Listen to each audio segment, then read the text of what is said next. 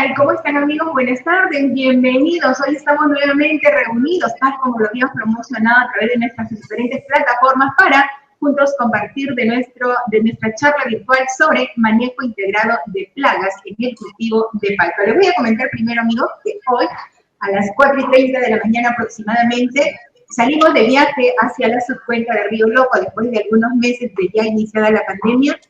Nuevamente volví a reiniciar las visitas a nuestros amigos agricultores, productores en la subcuenca de Río Loco. Realmente maravillosamente reencontrarme nuevamente con ellos, visitar nuestras parcelas demostrativas, nuestros semilleros en la subcuenca de Río Loco. Hemos sido un equipo conformado por Juliño Ramos, quien se encargó de todas las tomas fotográficas, el responsable de la zona sierra, Liberato Torre Albino, y quien les habla. Realmente lo hemos pasado muy bonito. Hace aproximadamente unos 10-15 minutos que hemos retornado ya al distrito de Moro, y me gustaría que ustedes también conozcan un poco nuestro proyecto, nuestro trabajo en la subcuenca de Río Loco. Para ello, los invitamos a visitar nuestra página web www.cedir.org.pe. Realmente nos encantaría que ustedes conozcan el trabajo, conocer su punto de vista, sus comentarios, sugerencias e inquietudes, ¿sí? Bueno, dicho esto, estamos muy animados porque hoy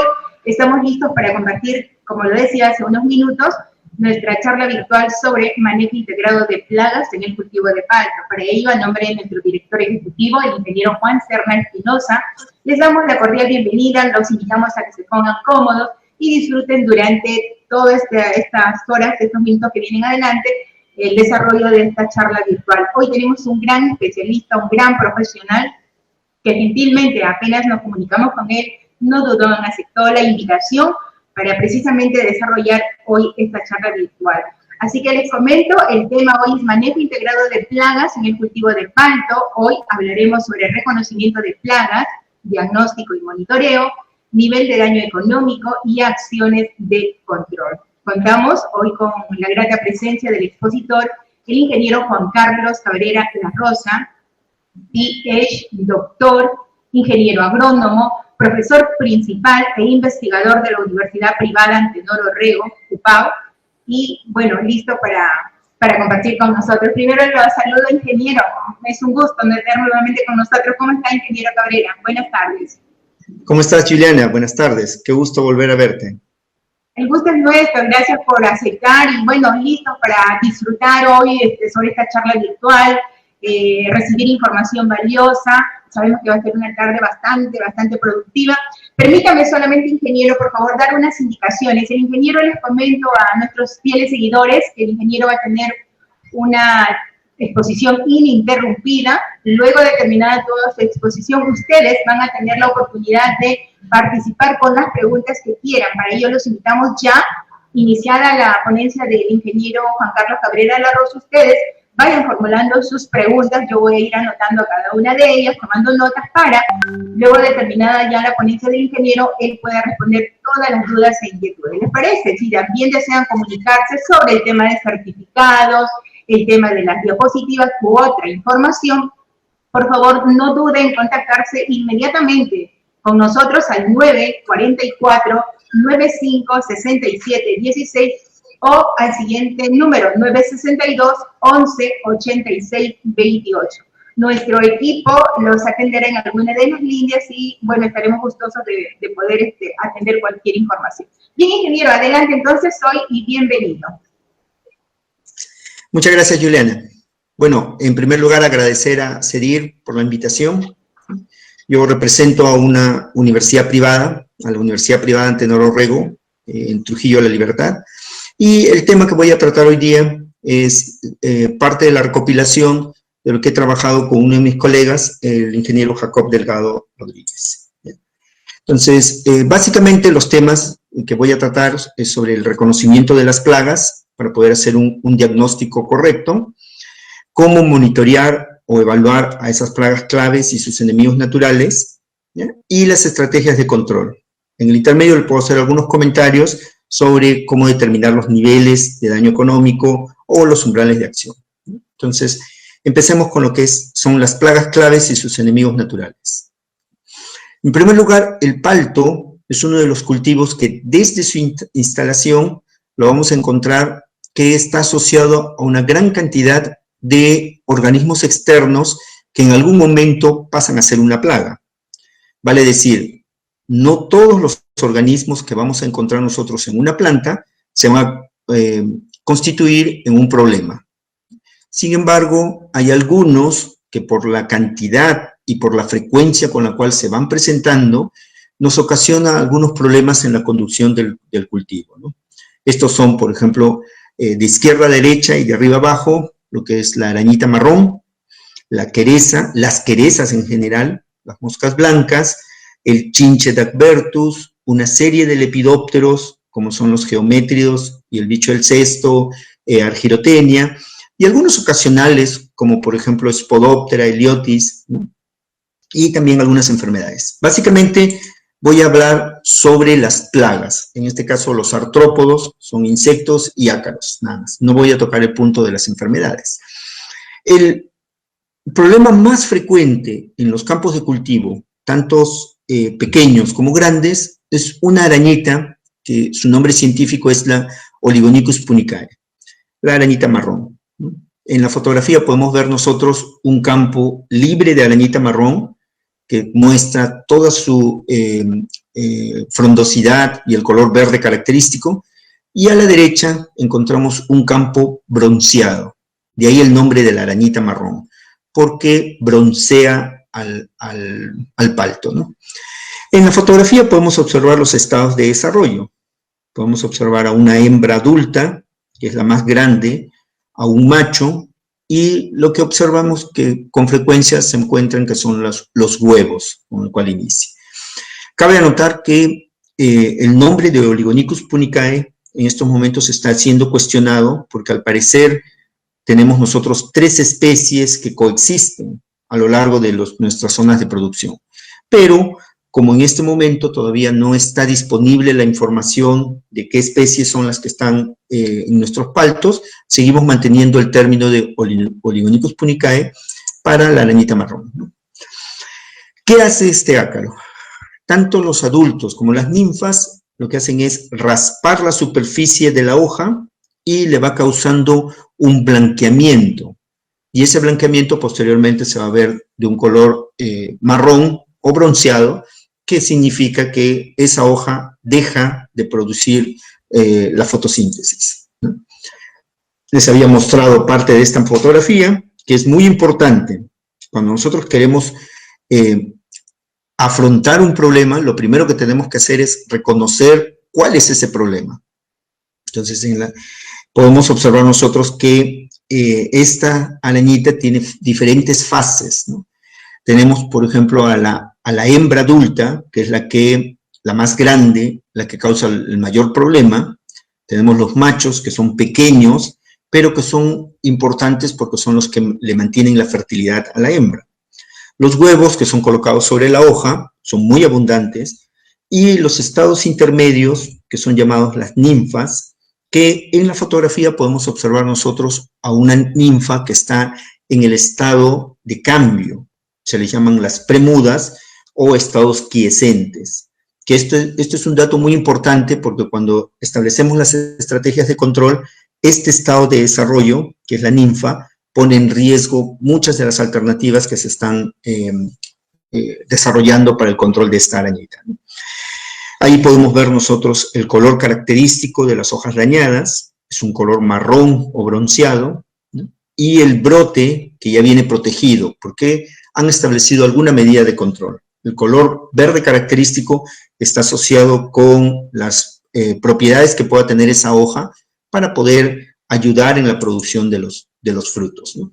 Ocasionalmente, cuando las arañitas se encuentran en poblaciones muy altas, estas se pueden mover hacia el fruto, y el fruto aparece manchado. Entonces, esas manchas le restan calidad porque si, por ejemplo, estamos nosotros hablando de una palta Hass, ¿no?, el color con el cual se cosecha tiene que ser de un color verde y luego se torna de un color oscuro a medida que va madurando, ¿no? Las buenas noticias es que estos ácaros tienen unos agentes de control que son los enemigos naturales y básicamente son otros organismos que se alimentan de estos ácaros. El más común, el más frecuente a lo largo de las zonas de producción es un coccinélido llamado Stetorus. Y vamos a ver que esta ha sido una de las herramientas que se ha desarrollado para poder manejar las poblaciones de esta arañita. También tenemos un predador que se llama el Scolotrips. No todos los trips son predadores, ni todos los trips son fitófagos. En este caso, que tiene unas bandas oscuras en las alas, es un trips predator. Hay todo un conjunto de ácaros que también se alimentan de esta arañita, son los ácaros predatores, básicamente de la familia Phytoseidae, que son comunes cuando la única estrategia que estamos utilizando no es el control químico.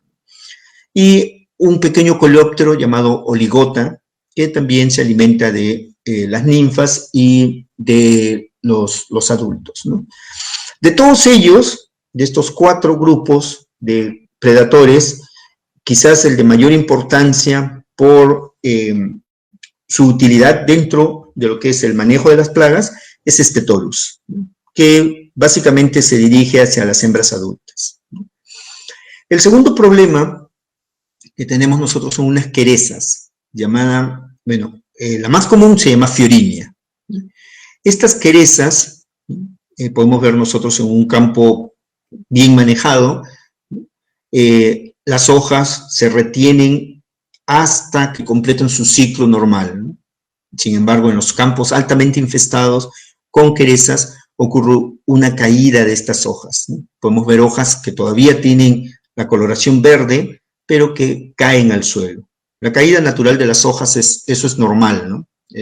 Las hojas se caen una vez que cumplen su ciclo, cuando ya se secan. Sin embargo, estas querezas lo que causan es una caída prematura de las hojas. ¿Y qué significa eso? Mayores problemas para el llenado del fruto, ¿no? Las poblaciones de Fiorinia en particular pueden llegar a ser tan altas que cubren completamente la hoja y algunas otras estructuras, ¿no? La quereza se caracteriza porque presenta una escama alargada y una protuberancia a lo largo del cuerpo que da la impresión de un pequeño surco. Podemos observar nosotros en la superficie de la hoja que, como consecuencia de la alimentación de esta quereza, la planta también aparenta estar intoxicada, ¿no? Entonces aparecen puntos de intoxicación debido a la quereza, ¿no? El problema de la quereza es que, ¿no?, esta quereza en particular se puede mover al fruto. Entonces las querezas son insectos que no se mueven, pero en la etapa en la cual dentro de su vida pueden moverse, si se establecen en un fruto, significa una barrera para poder exportar a estas querezas, ¿no? Sobre todo en algunos de los mercados que tenemos. Se localizan también en las ramas, en los tallos, en diferentes partes. La quereza, ¿no?, tiene un enemigo natural que es una pequeña avispita. Generalmente esta avispita aparece cuando las poblaciones de querezas son bastante altas, y eso quiere decir que algunas de estas generaciones pueden representar un riesgo para la producción de palta. Mientras se mantengan en las hojas, no hay problema. Podemos utilizar el control biológico. Esta avispita se llama Encarsia, tiene una coloración de la cabeza y el tórax de color oscuro, negro, y el abdomen de color amarillo. Cuando emerge de la escama de la quereza, podemos observar nosotros los agujeros de emergencia, ¿no? Y también existen algunos grupos de predadores especializados de querezas, no solamente de Fiorinia, como son Asia. Asia es un coccinélido que aparenta tener unas manchas, ¿no?, en el cuerpo, como si hubiese perdido parte de la pilosidad, ¿no? Es el que está en la mano izquierda. En el estado inmaduro también es un predador y se parece mucho a las cochinillas harinosas. La diferencia es que como predador tiene una mayor movilidad. Se mueve, busca su presa, son activos predadores de querezas. Y el otro grupo son el Lindorus, que es un coccinélido más pequeño, de una coloración más opaca que Asia, y a nivel larval también pueden controlar a las querezas. Ahora, Fiorinia no es la única. Tenemos nosotros un grupo que son los diaspídides, que son los de las fotografías superiores, como Hemiberlesia y Pycnaspis, que son capaces de moverse hasta el fruto, de ahí la peligrosidad. Y tenemos otro grupo, como Protopulvinaria piriformis y Coccus, que son cóccides y se quedan solamente, ¿no?, en las hojas y en las ramas, y no pueden establecerse en frutos. Entonces, cuando hablamos de querezas, nosotros no estamos hablando de una sola plaga, estamos hablando de un conjunto de plagas que tienen características algo similares, ¿no?, que en algún estado de desarrollo no se mueven, y que un grupo en particular representa un riesgo muy grande por ser capaz de moverse hacia el fruto. La tercera plaga, o el tercer grupo de plagas, es un chinche, Tacbertus minensis. Se le llama el chinche verde del palto. Este chinche es muy común porque al momento en que el palto florea, visita los campos de palto. Entonces, es un chinche que, ¿no?, habita y busca las inflorescencias. Entonces, como característica, este insecto lo que hace es picar la base del botón floral y causa que ese botón floral eventualmente se caiga. El chinche es un chinche de un color verde. En la fotografía podemos observar a una hembra. El macho es de un color un poco más oscuro, un color marrón, es capaz de volar. Y el inconveniente con este chinche es que no tiene enemigos naturales conocidos. Entonces, cuando nosotros desarrollamos las estrategias de manejo integrado, siempre buscamos alguna característica que sea sostenible en el tiempo. Pero para este chinche, lamentablemente, no existe ningún enemigo natural conocido, ¿no? Las ninfas se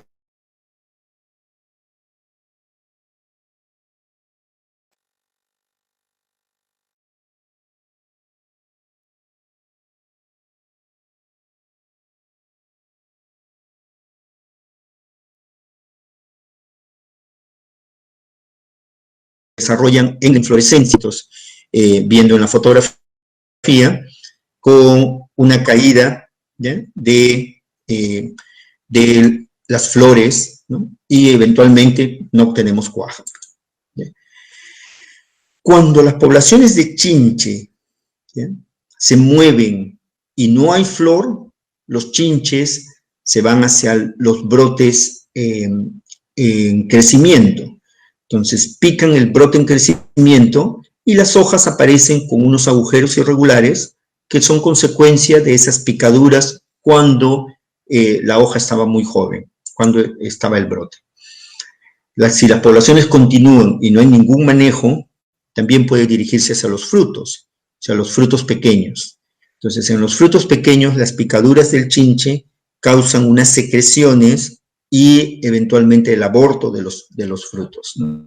Entonces, ese fruto ya está perdido como consecuencia de la alimentación del chinche, ¿no? Uno de los problemas de este chinche es que se observó que eran capaces de picar a un fruto ya desarrollado. Entonces, este fue un gran problema que tuvimos nosotros en el año 2005, cuando se enviaron las primeras muestras de palta a Estados Unidos y encontraron estos agujeros. Entonces, casi se cierran la posibilidad de exportar palta a Estados Unidos por este tipo de daño que encontraron. Felizmente ya se había hecho la biología y lo único que se encontró es que eso es un daño de alimentación. Ahí no se encuentra ningún estado de desarrollo de la plaga. Entonces, finalmente ocurrió todo el boom del desarrollo del palto sin que se cierren las fronteras. El cuarto grupo que vamos a ver es la mosca blanca. En mosca blanca tenemos otros dos grupos importantes. El grupo que generalmente son arbóreos, como son la mosca blanca gigante, y el grupo que se concentra en plantones, en plantas pequeñas, que es Bemisia, ¿no?, la mosca blanca pequeña. Entonces, el aspecto es similar a todos los anteriores. Tenemos plantas saludables, en las cuales el color verde es característico, y tenemos plantas infestadas con mosca blanca, en la cual se observa unas coloraciones blanquecinas, que son las serosidades que va formando la plaga, y una coloración oscura, que significa el desarrollo del hongo de la fumagina, ¿no?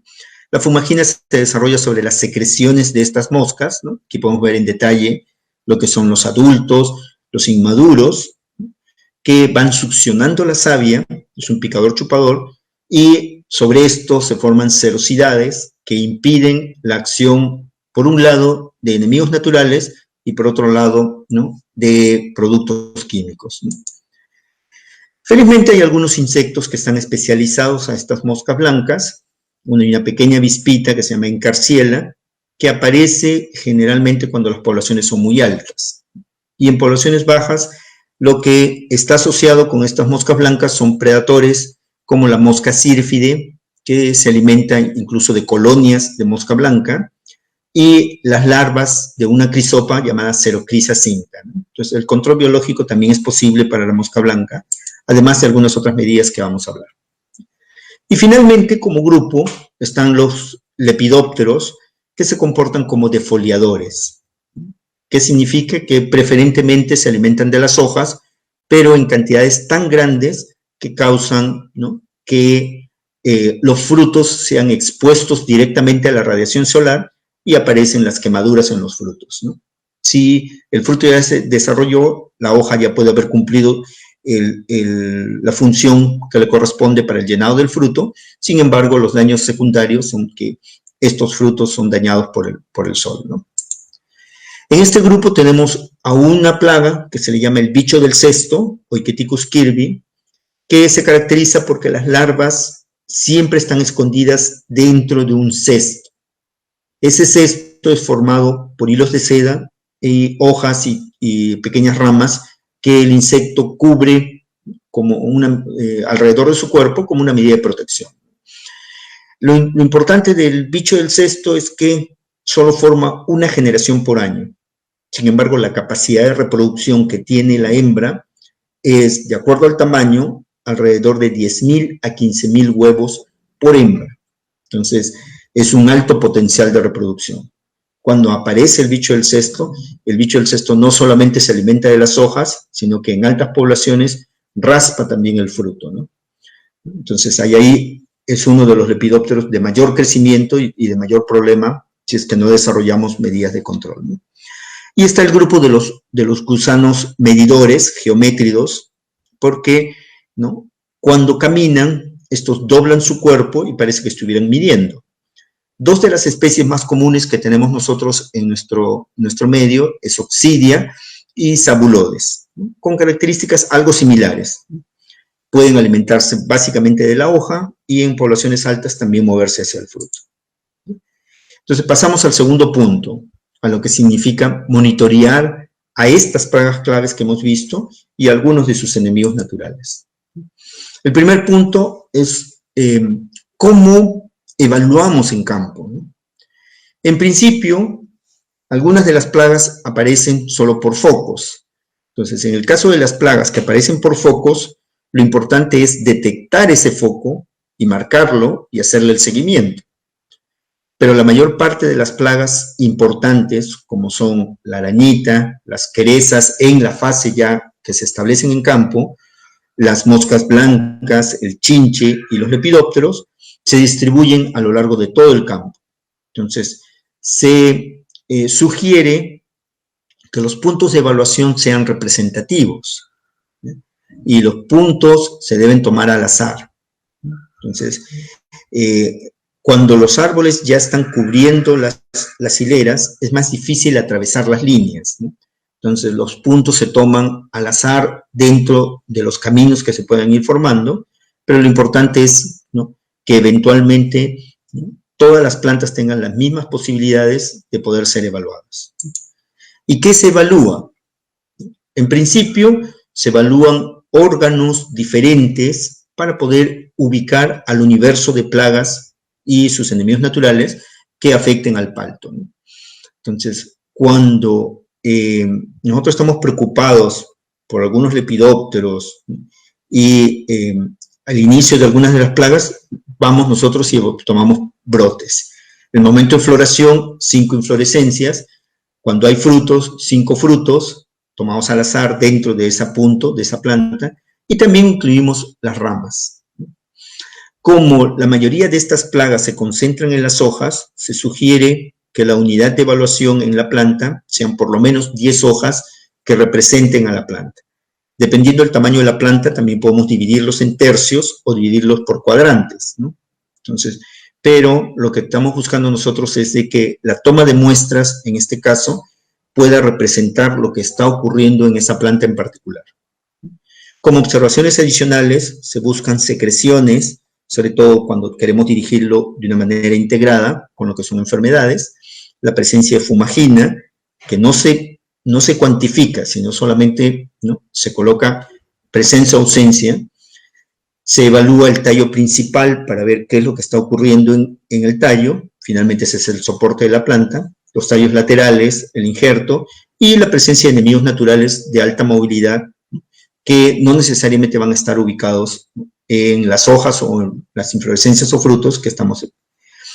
Entonces, por ejemplo, ¿no?, para estas plagas, si queremos nosotros dirigirlo hacia geométridos, vamos nosotros a los brotes terminales. Ahí es donde se van a concentrar geométridos, y también una de las plagas que vamos a ver nosotros más adelante, que se llama argirotenia, va hacia el brote terminal, a los brotes. Dactylus exclusivamente en inflorescencias, ¿no? Cuando las poblaciones son muy elevadas, ¿no?, estamos en momentos críticos, ¿ya?, tenemos el mayor pico de floración del HAS, se sugiere que se aumente el número de inflorescencias. En las inflorescencias lo que se hace es golpear la inflorescencia para poder contabilizar el número de ninfas y adultos que podamos encontrar nosotros por inflorescencia, ¿ya? Para lo que es arañita marrón, ¿no?, y también Oiketicus y querezas también se evalúan hojas, pero hojas ya desarrolladas, lo que se llama hojas adultas. Cuando no hay fruta, buscan las ramas, porciones del tronco, 10 centímetros del tronco, para ver las querezas y chequear el estado de esas querezas, ¿no? Eso es muy importante para poder determinar si ya está formándose un nuevo ciclo. Cuando hay frutos, vamos a frutos para ver especialmente la presencia de Oiketicus, pero los frutos también nos pueden servir para determinar el avance de las querezas, ¿no?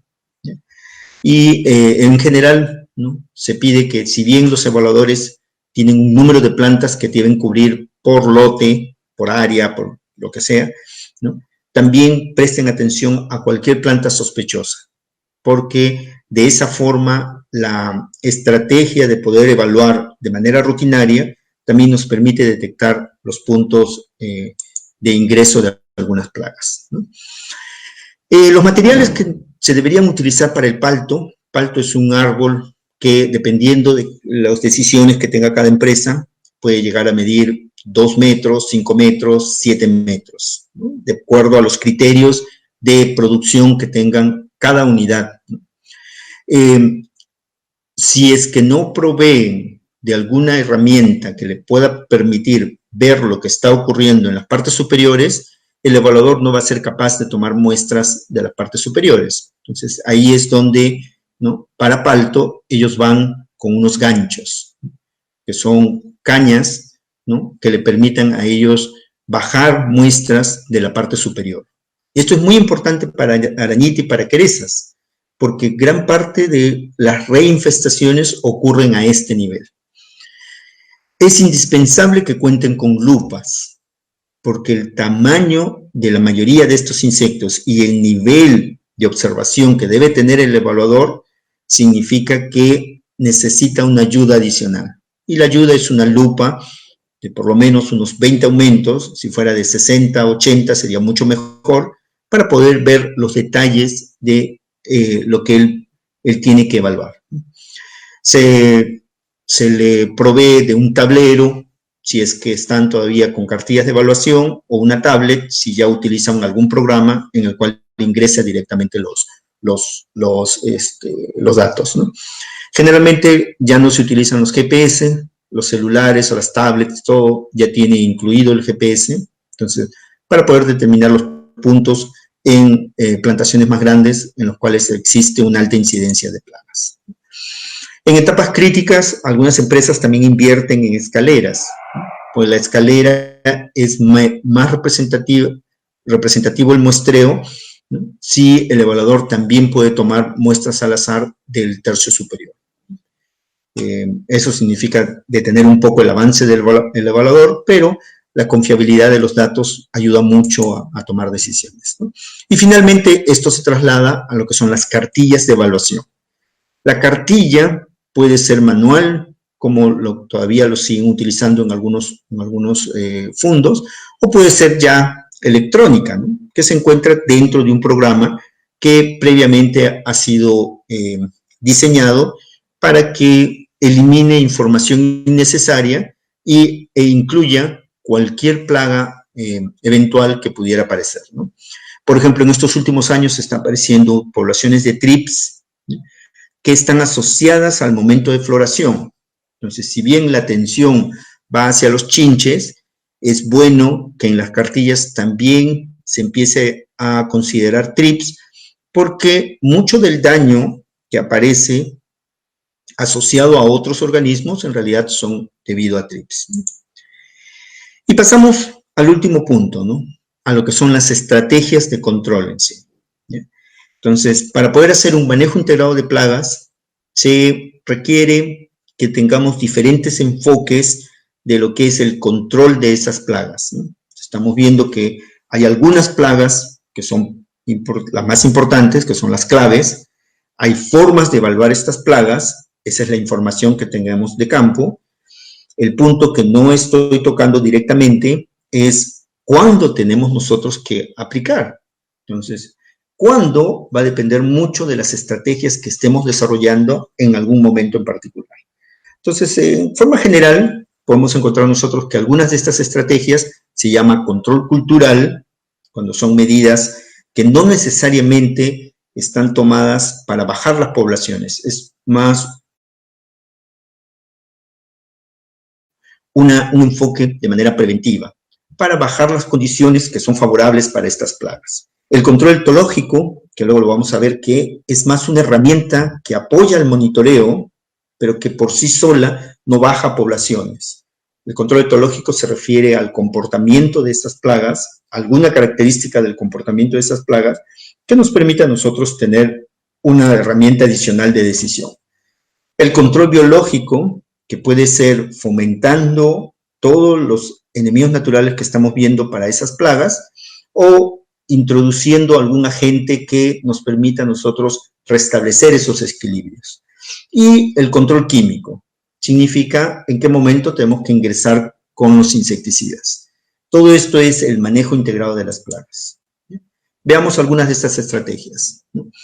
Para el cultivo de palto, se sugiere que los caminos tengan alguna forma de evitar que el polvo se levante con el paso de las máquinas, de los autos, de la gente. ¿Por qué? Porque el polvo está asociado a un estrés de la planta. Entonces, a medida que la planta esté estresada, lo que vamos a tener nosotros es un mayor problema de arañita marrón. Entonces, ahora, controlar el polvo no significa que vamos a eliminar el problema. Lo que estamos haciendo nosotros es disminuyendo las posibilidades de que la plaga aumente sus poblaciones de manera muy rápida. Y esto va asociado a una práctica cultural que se llaman los lavados. Entonces, los lavados se hacen con la finalidad precisamente de eliminar el polvo.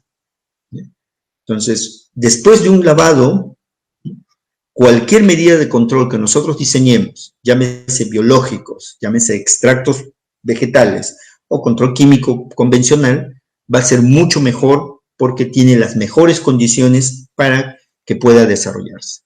Ahora, los lavados no tienen que hacerse con las máquinas con las cuales se aplican los insecticidas. Para los lavados existen máquinas especialmente diseñadas para que los volúmenes de lavado puedan cubrir toda la planta. Entonces, generalmente estos volúmenes están en el orden de los 2.000 litros por hectárea. Y para que sea de manera más eficiente, debería hacerse los lavados, ¿no?, de manera que vaya con los datos de evaluación. ¿Por qué? Porque, por ejemplo, plagas como las querezas pueden ser manejadas con lavados si estos coinciden con el momento en que se están reproduciendo las querezas. Las querezas, en su primer estado, se mueven y un lavado simula lo que ocurriría con una lluvia. Entonces, esta es una de las medidas, ¿no?, de mayor efecto, que no necesariamente va a aumentar los costos, sino va a mejorar mucho el manejo de las plagas, ¿no? Luego existen lo que se llaman las podas sanitarias. Todo follaje que se encuentre en la parte inferior, o sea, todas las ramas que están muy cerca, ¿no?, de la superficie, generalmente son las que reciben el mayor sombreamiento. Entonces, esas ramas se infestan con plagas que necesitan una mayor oscuridad, como por ejemplo las querezas. Entonces, las podas sanitarias de las ramas inferiores ayudan mucho a bajar esta presión de querezas. Y el abrir ventanas. Eso quiere decir que, ¿no?, follaje muy denso también es favorable para dos de las plagas que tiene el palto, como son las querezas y las moscas blancas. Entonces, ahora depende mucho de los criterios de cada fundo, ¿no? Algunos fundos manejan paltos como si fueran cercos vivos y esto va a significar una mayor presión de plagas, ¿no? Pero aquellos que mantengan los distanciamientos y puedan airear esa planta, lo que va a tener es menores posibilidades de desarrollo de estas plagas, ¿no? En lo que se llama el control etológico, ¿no?, la sugerencia no es utilizar lo que se viene utilizando en los cultivos hortícolas, como son las trampas de gran tamaño para poder medir, ¿no?, y capturar poblaciones, ¿ya?, sino en el caso de los frutales, porque eso significa también un mantenimiento para estas trampas. En el caso de frutales se sugiere lo que es la utilización de trampas que se llaman las trampas centinela. Las trampas centinela nos da información del momento de movimiento de una serie de plagas, ¿no?, que nos podemos adelantar nosotros, ¿no?, al problema, ¿no? Se sugiere que se utilice el color amarillo, porque cuando comienzan a utilizar trampas azules para trips, trampas blancas para, ¿no?, lo que sea, y trampas amarillas para moscas blancas, finalmente, ¿no?, lo que hacen es aumentar el ruido dentro del manejo de las plagas, ¿no? El color amarillo atrae moscas blancas, atrae pulgones, atrae trips, atrae, ¿no?, una serie de moscas que son fáciles de monitorear si es que el tamaño de la trampa también lo hace más accesible, ¿no? En lo que se refiere al control biológico, ¿sí?, les decía, hay varias estrategias, ¿no? Una estrategia es, no hay controladores biológicos, no estamos aplicando químicos en esta etapa, podemos liberarlos, ¿ya? Entonces, ¿qué liberan? Se libera generalmente el enemigo natural de la plaga que esté en el campo. Pero un concepto en el cual los ingenieros agrónomos pueden entender un poco mejor, ¿no?, es lo que se llama los corredores biológicos, ¿no? El problema de las plagas generalmente viene de los desbalances que hacemos nosotros al mantener un solo cultivo. Tenemos palta y no tenemos mayor diversidad. Entonces, los corredores biológicos lo que hacen es actuar como zonas de refugio, ¿no?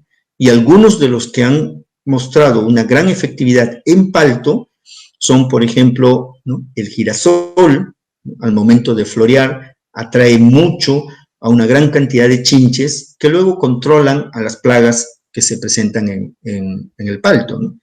La bellísima, una planta que se puede manejar incluso hasta rastrera, el clavel chino y varias gramíneas, ¿no?, que son hospederas de ácaros, pero de ácaros predadores también, ¿no? Entonces, la idea del diseño de estos corredores es que nos permita a nosotros aumentar la diversidad de los enemigos naturales, ¿no? Para el caso de los paltos que manejamos en el norte, los paltos se manejan en arena y generalmente tenemos un problema muy fuerte, ¿no?, que, ¿no?, los robos están a la orden del día. Entonces, la mayoría de los fundos tienen cercos vivos formados por guarango, espinos, ¿no?, que funcionan como zonas de amortiguamiento. Ahí hay que tener en claro, ¿no?, hay que monitorear ese cerco, A eso se le llama un cerco vivo. Se hacen también, ¿no?, hileras que actúen como cortinas rompevientos, ¿no?, porque hay zonas en las cuales el viento no permite que el palto se establezca bien por, ¿no?, el embate que trae la velocidad del viento, ¿no? Entonces, esas zonas de amortiguamiento también son zonas en las cuales el control biológico puede ir prosperando. Y cuando hablamos de esa vegetación, lo que tenemos que ir pensando es qué va a pasar en los momentos críticos, ¿no? El uso de gramíneas, leguminosas, que enriquecen el suelo, ¿no?, y funcionan, ¿no?, como zonas de, ¿no?, aumento de diversidad, ¿no? Ahora, también hay prácticas como el mulch, ¿no? El utilizar mulch para evitar el desecamiento en el suelo mantiene la humedad y también mantiene, ¿no?, las condiciones para que favorecen a algunos de los controladores biológicos. Esto puede ser contraproducente en épocas lluviosas porque el mulch está asociado al desarrollo de grillos, por ejemplo. Entonces, en esos casos no se aconseja mantener el mulch si tenemos condiciones muy húmedas, ¿no? Pero en condiciones normales es una práctica que ayuda mucho, ¿no? Lo que son vegetaciones, ¿no?, alternantes mientras la planta está creciendo, ¿no?, se utiliza mucho para evitar, ¿no?, los golpes de sol. El camote, por ejemplo, es una de las plantas que rápidamente crece, ¿no?, y va cubriendo la superficie del suelo, alberga muchos controladores biológicos y evita, ¿no?, que la insolación, el reflejo, dañe al árbol, ¿no? Entonces, ahí hay varias ventajas del... Finalmente, para el control químico hay que tener en cuenta algunas consideraciones, ¿no? Por ejemplo, ¿no?, si vamos a sacar palta Hass para el mercado europeo o el mercado de Estados Unidos, cada uno de ellos tiene una relación de productos que están permitidos y que están prohibidos en otro caso. En principio, ¿cuál es la regla? Que lo que esté permitido dentro del país, ¿no?, lo podemos nosotros trabajar. Lo que SENASA tiene registrado para manejar en palto, se puede trabajar. Las restricciones entre Estados Unidos y Europa generalmente son, ¿no?, a nivel de las cantidades, ¿no?, aunque hay algunos productos que en la Unión Europea son mucho más exigentes. Y por regla general, si cumple para la Unión Europea, cumple para cualquiera de los otros países, exceptuando Japón, que son mucho más estrictos. ¿Qué deben hacer? Deben preferir productos que están dirigidos hacia un grupo de plagas nada más, no los de amplio espectro. Los que matan a cualquier plaga les van a generar problemas porque, ¿no?, lo que van a hacer es generar una serie de desequilibrios que luego van a ser más difíciles, ¿no?, de remediar, ¿no? Se pide que tenga una baja toxicidad. La toxicidad está referida a la persona, hacia los operadores, no hacia el insecto o hacia la plaga, ¿no? En esos casos se habla de efectividad, que tenga una alta efectividad. Eso es lo que buscamos nosotros en un químico, ¿sí? Cuando entra en floración hay que tener mucho cuidado porque existe o puede existir un daño a las flores y sobre todo puede dañar a las abejas, ¿no? Hay una serie de productos que ya están prohibidos por su impacto sobre las abejas, ¿no? Y las abejas son importantes para poder mantener el cuajado de los frutos, ¿no? Tenemos que ajustar las dosis.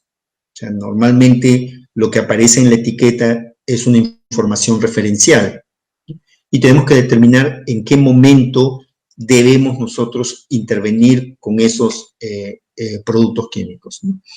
Eso es muy importante, tomar en cuenta los límites máximos de residuos de cada uno de los países al cual pretendemos nosotros exportar. Y si lo hacemos para un mercado interno, ¿no?, el uso de los químicos debería estar como una herramienta complementaria y no la única herramienta. Si bien por ahora no son exigentes o no estamos siendo exigentes con el mercado interno, por lo menos desde el punto de vista económico, poder determinar de que es mejor que se aplique algo que en un momento puede costar más, pero que le va a dar, ¿no?, una mayor efectividad. Otro punto importante es ir evaluando, porque cada año tenemos nosotros toda una serie de productos que están disponibles en el mercado, ¿no? Han entrado una gran cantidad de extractos vegetales, han entrado aceites, han entrado productos biológicos, productos químicos de última generación, mezclas. El universo en lo que es control químico, en general, es muy amplio. Mezclas de biológicos con químicos. Entonces, el primer paso es, sobre todo para aquellos que dirigen a las plantaciones, ¿no?, es poder ver el efecto en la planta, ¿no?, la fitotoxicidad, ¿no?, porque en muchos de los casos la dosis es lo que le causa, ¿no?, un efecto contrario en la planta, ¿no? O sea, un efecto fitotóxico debido a altas concentraciones del producto, ¿no? Y luego en control químico, ¿no?, la idea es ir integrando el conocimiento del agrónomo en sí, ¿no? Por ejemplo, este es un esquema dirigido hacia una de las primeras plagas o una de las principales plagas, como es la arañita marrón, ¿sí? Y luego se puede extrapolar para cada una de las plagas en particular que puedan tener en alguna zona de producción. La arañita marrón se puede presentar todo el año, en el caso de palto, desde enero a diciembre. Entonces, no hay una estacionalidad. Y ese es un punto importante cuando nosotros queremos conocer si queremos aplicar un químico o podemos aplicar un químico. Por ejemplo, este modelo se hizo para plantaciones pequeñas, pero si lo llevamos hacia plantaciones grandes, la realidad es muy similar. En una plantación ya establecida, también la arañita se presenta todo el año. La única diferencia es que en una plantación ya en producción, a medida que se acerca el desarrollo de fruto, hay una serie de productos que no se pueden aplicar porque van a originar un problema que se llaman los residuos. El daño, ya lo hemos visto, raspa los brotes. La presencia de la arañita significa que esa hoja ya no presenta la máxima capacidad de fotosintética, ¿no? Entonces, el manejo se hace, ¿no?, con una serie, ¿no?, de estrategias que en conjunto son los pasos para hacer un manejo integrado. Por ejemplo, los lavados se programan, porque los lavados van a ayudar al manejo de la arañita. Mientras esos lavados sean dirigidos, lo que vamos a encontrar nosotros es que la arañita va a tener unas menores posibilidades de establecerse, ¿no? Pero, por ejemplo, no son 100% efectivos. Entonces, hay una mezcla que se llama el sulfocalcio, que es una de las mezclas que aún se utilizan en condiciones de empresas grandes y plantaciones pequeñas, que ayuda cuando las poblaciones son bajas. Cuando las poblaciones ya son más altas, entonces se mueven hacia acaricidas más convencionales, donde, dependiendo de la presión que haya habido en el campo, se puede utilizar una abamectina. Algunos sitios ya no está funcionando, tienen que utilizar dosis más alta. El fenpiroximate, que es uno de los de mayor residualidad. Azufres, para ir alternando modos de acción. El espirodiclofen, en zonas en las cuales no se detecte, ¿no?, resistencia. Pero un componente importante en el manejo de la arañita es, uno, implementar las bandas florales, que se llaman los corredores, para la alimentación de un controlador que se llama Stetoros. Entonces, se ha encontrado que, por ejemplo, se pueden hacer hasta 3 liberaciones de Stetoros por campaña con una buena efectividad en el manejo de la arañita. Y en cada una de estas, en etapas más pequeñas, se recomienda solamente 2 colonias por hectárea, ¿no?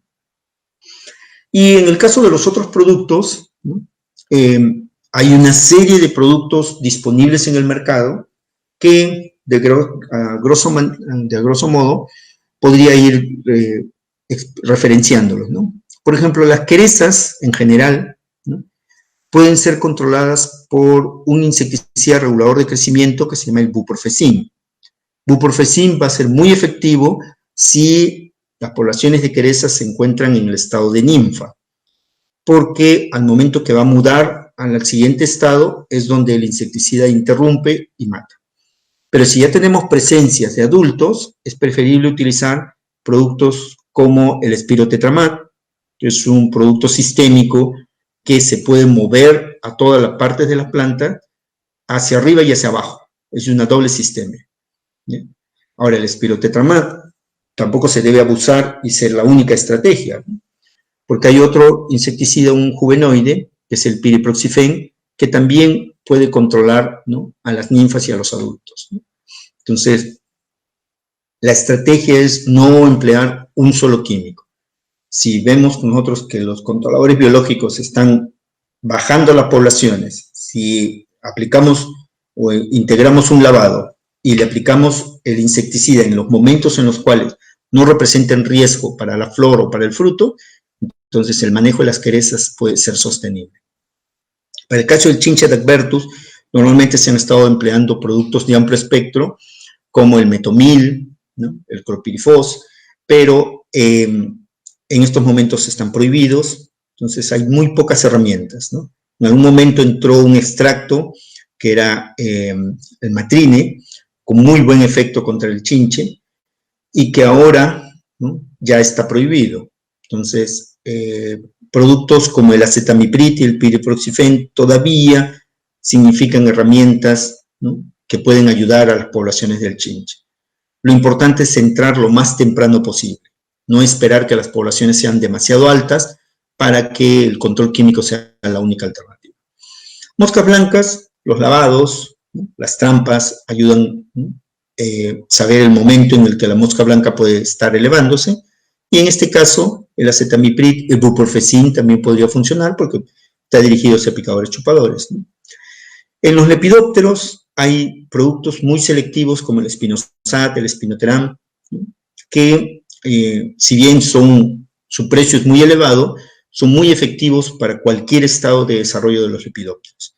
Lo que sí habría que ir diseñando es qué zonas son las que necesitan, ¿no?, que esa aplicación ocurra, ¿no? Si estamos hablando, por ejemplo, de un bicho del cesto, probablemente hagamos solo un desmanche. Y el desmanche también podría hacerse con clorantiniliprole. Benzoato de mamectina funciona bien en general para los lepidópteros, para argirotenia, para los geométridos. Tienen que haber todo un historial, ¿no?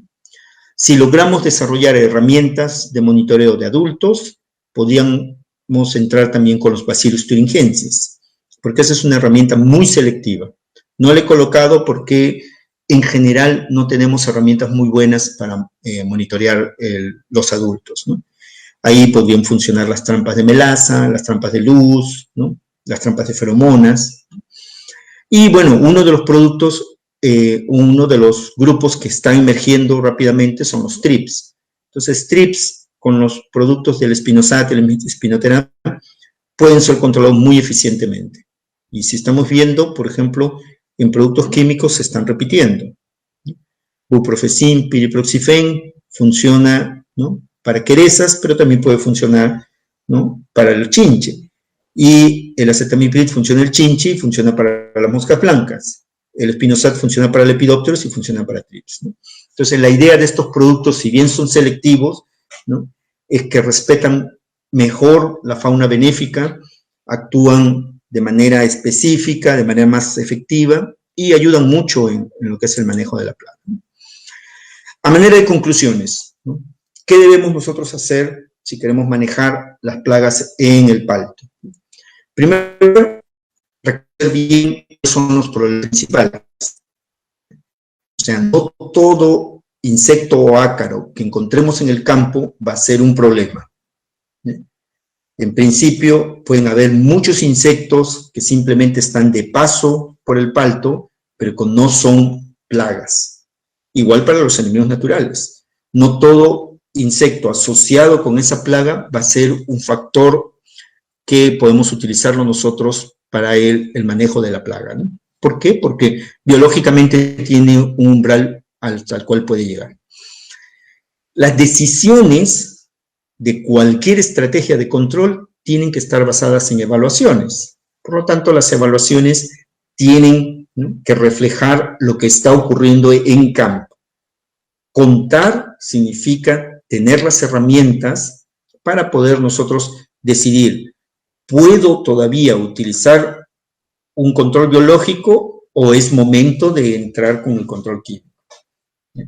Entonces, la evaluación aquí es un pilar, es crítico que se hagan los contajes y se tomen las medidas de la manera más objetiva posible. Para hacer el manejo integrado, tenemos que tomar nosotros primero estrategias preventivas. Los lavados deberían estar ya dentro de los programas, en el cual lo primero que hay que hacer es, si disponemos de una máquina lavadora. Si no lo hay, entonces esa estrategia no va a poder funcionar. Y si el tamaño del fondo no me lo permite, ¿no? o la pendiente, algo que haga que los lavados sean realmente un poco prácticos, ¿no? Las podas sí funcionan. Entonces las podas deberían trabajarse, ¿no? e ir eliminando aquellas ramas que están altamente infestadas o llevarse a cámaras de recuperación, ¿no? Las trampas como herramientas de decisión, los corredores biológicos en aquellos lugares en los cuales nosotros podemos incrementar las posibilidades de que los enemigos naturales se establezcan, ¿no? Porque diseñamos plantas específicamente para eso. Y finalmente, seleccionar aquellos insecticidas que sean efectivos para cada grupo. Tenemos problema de querezas, que sea efectivo para querezas. Tenemos problema de lepidópteros, que sea efectivo para lepidópteros. Pero no los de amplio espectro que funcionan contra todo, que en realidad no todos son problemas en un momento, ¿no? Y por lo general se les pide que sigan las sugerencias de un ingeniero agrónomo que los pueda visitar y que los pueda ayudar en la toma de esas decisiones, ¿no? Bueno, finalmente para agradecer a CEDIR por este espacio, en la Universidad Privada Antenor Orrego. Yo trabajo en la Escuela de Posgrado y en la Escuela de Ingeniería Agrónoma, ¿no? Tenemos nosotros en la Escuela de Posgrado una maestría en protección de cultivos y en la Escuela de Ingeniería Agrónoma una carrera de Ingeniería Agrónoma con cursos dirigidos hacia la parte de sanidad. Y finalmente, ¿no?, mi colega y yo trabajamos en el Laboratorio de Proteómica de la UPAO, que nos permite a nosotros desarrollar herramientas para poder identificar los problemas desde muy tempranamente, ¿no? Muchas gracias.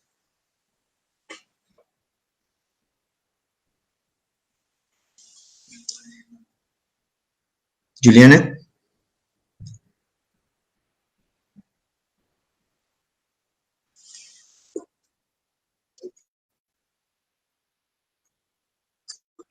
Ya, correcto.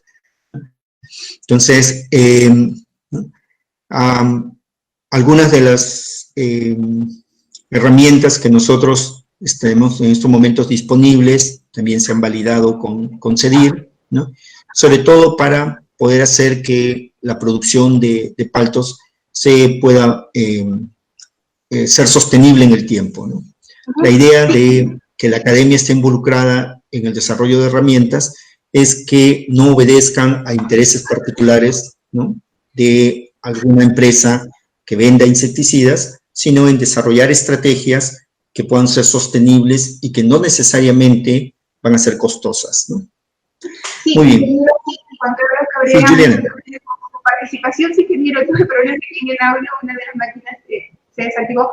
Sí, estamos muy agradecidos por su participación. Precisamente queremos invitar a ustedes, amigos, a nuestros seguidores, por favor, estar atentos. Voy a proceder ya al bloque de preguntas, ingeniero Juan Carlos Cabrera. Reitero, amigos, si ustedes tienen alguna consulta, alguna duda o inquietud, pueden comunicarse con nosotros a través del 944-95-67-16 o pueden marcar el 962-11-86-28. Bien, la primera pregunta, ingeniero, que tenemos esta tarde es, ¿cuántas hectáreas se puede evaluar en un día? Es muy buena pregunta, ¿eh? Porque cada sitio al que voy le asignan a los evaluadores una cantidad, ¿no?, de hectáreas a cubrir, ¿no?, en una jornada, ¿no? Yeah. Supongamos que el campo ya está establecido, porque ese es uno de los criterios que le va a tomar un poco más de tiempo, ¿no?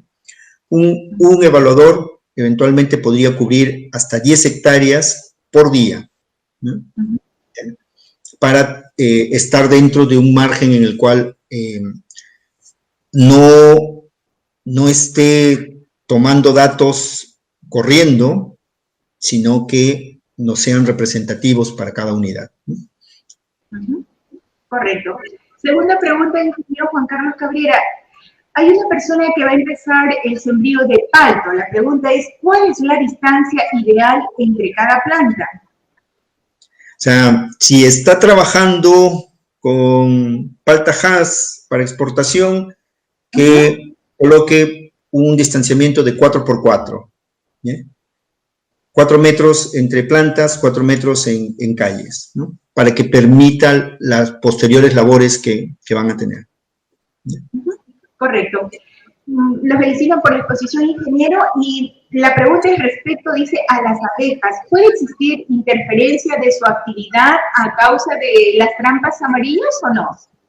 No, las abejas no son atraídas al color amarillo, ¿ya? O por lo menos al pegante, ¿ya? Ahora, la idea es de que esa trampa no tenga el tamaño, ¿no?, de las hortalizas que eventualmente, ¿no?, ahí empiecen a pegarse las abejas, ¿no? Son tubos pequeños, ¿no?, de solamente 20 centímetros, ¿no?, y 2 pulgadas de diámetro, ¿no? Entonces, el impacto sobre las abejas es mínimo. Correcto. Bien, amigos, ya saben, hoy estamos ya en esta parte de esta charla virtual con las preguntas relacionadas al manejo integrado de plagas en el cultivo de palto, hoy con el ingeniero Juan Carlos Cabrera La Rosa, hablando sobre el reconocimiento de plagas, el diagnóstico y monitoreo y el nivel de daño económico y las acciones de control.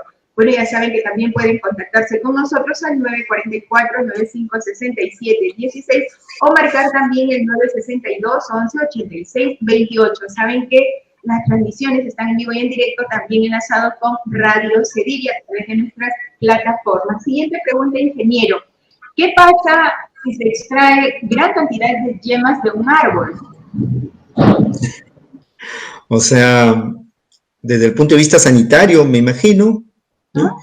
Porque, o sea, una de las formas como se mantiene, ¿no?, la propagación de la palta Hass es mediante la selección de plantas con buena producción, ¿no?, para que sean las yemas, ¿no?, de futuras plantas, ¿no?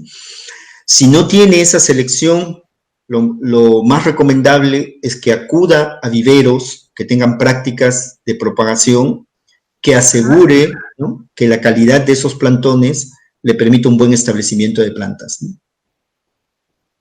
Correcto. Siguiente pregunta, ingeniero La Rosa. ¿Cuál es la forma de evaluar los ácaros en palto?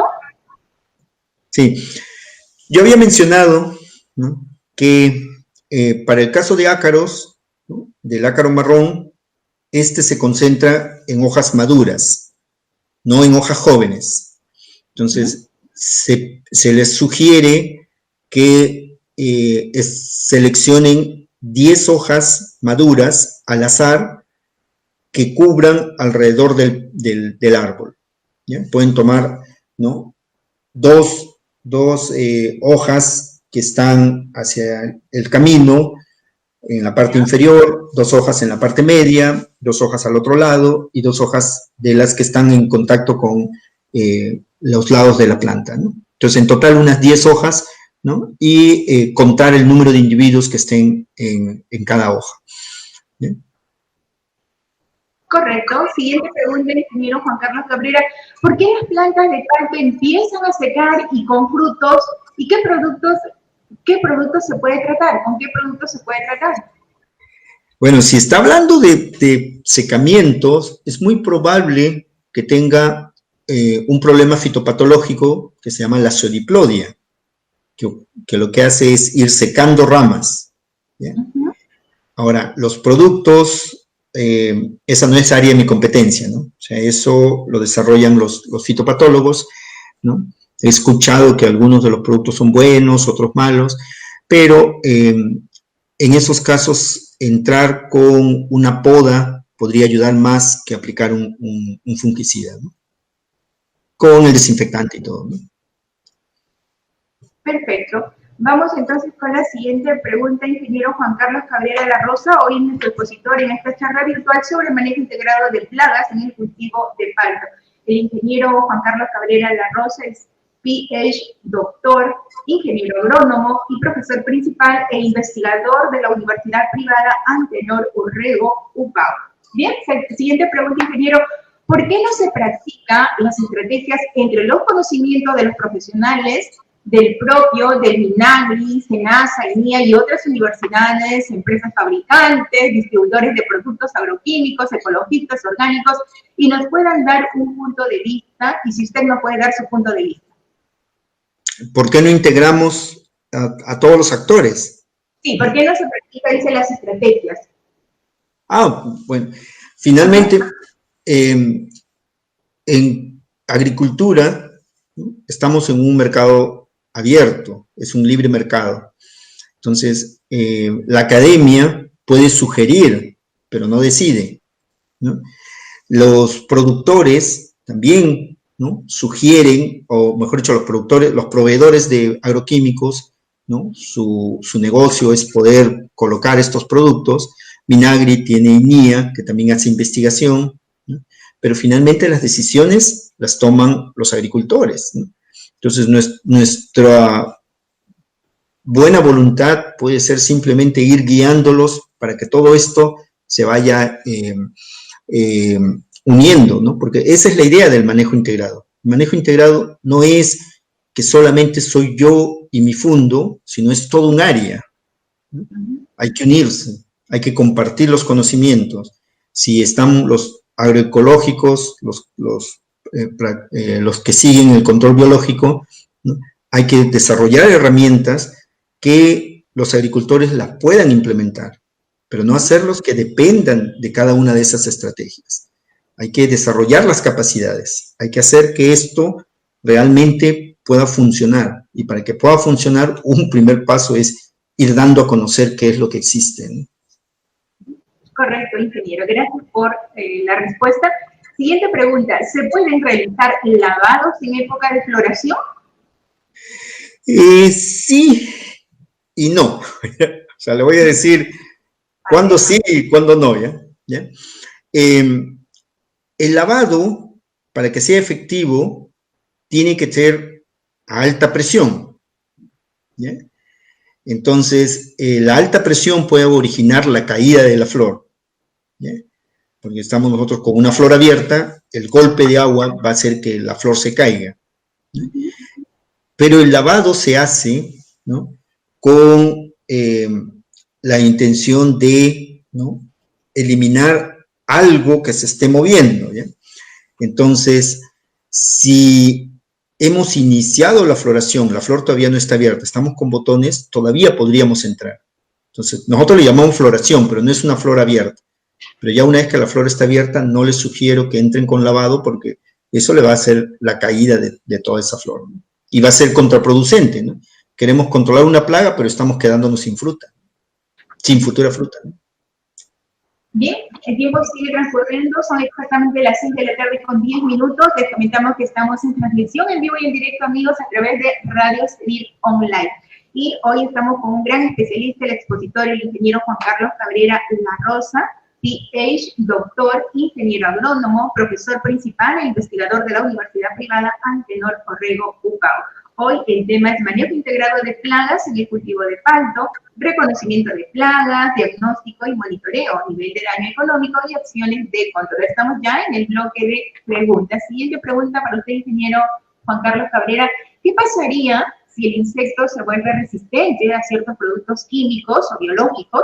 ¿Se usaría la alternativa de implementar predadores biológicos o qué otra alternativa se podría encontrar?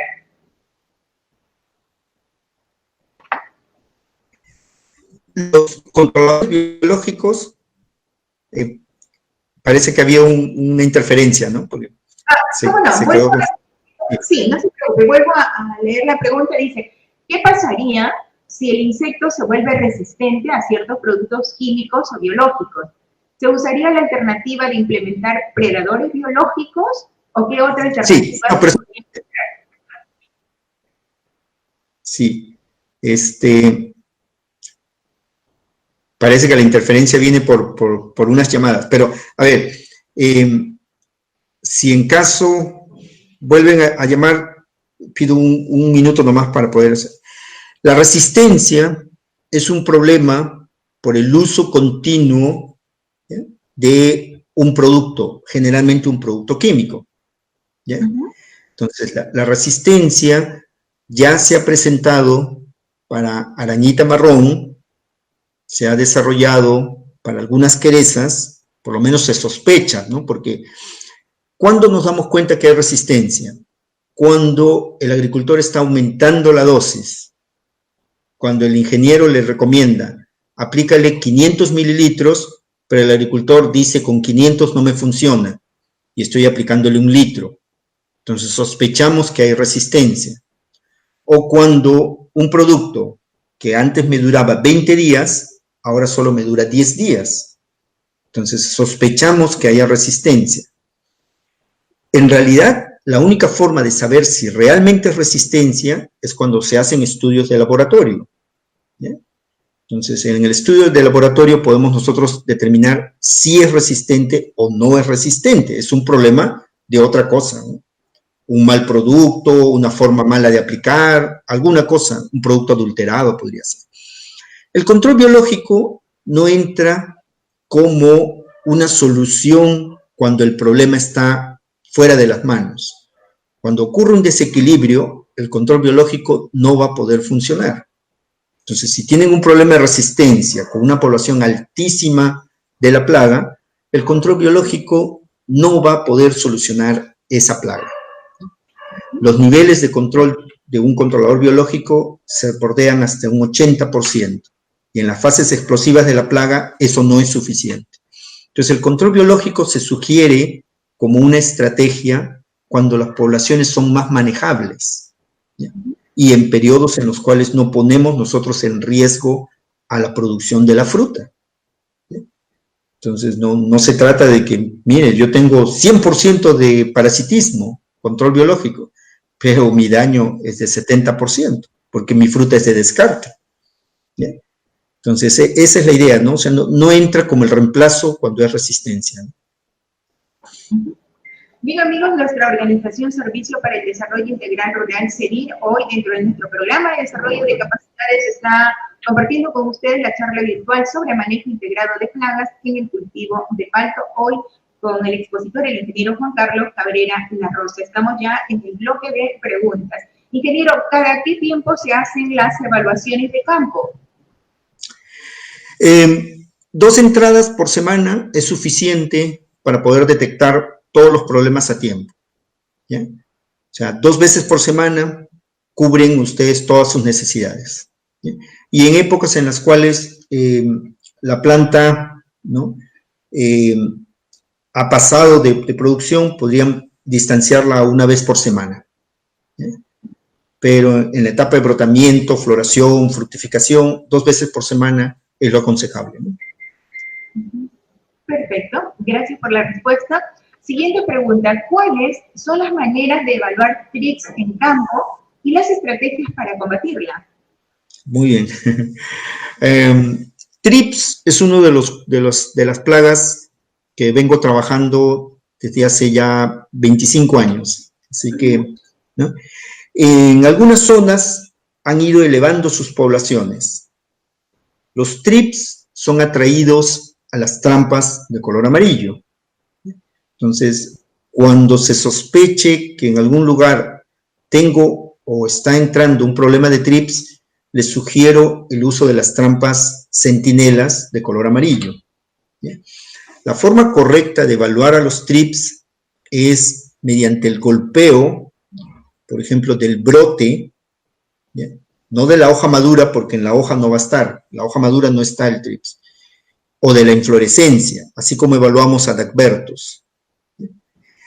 Los trips lo que tienen son unas patas que terminan no en uñas, como la mayoría de los insectos, sino en unas estructuras que necesitan hacer succión.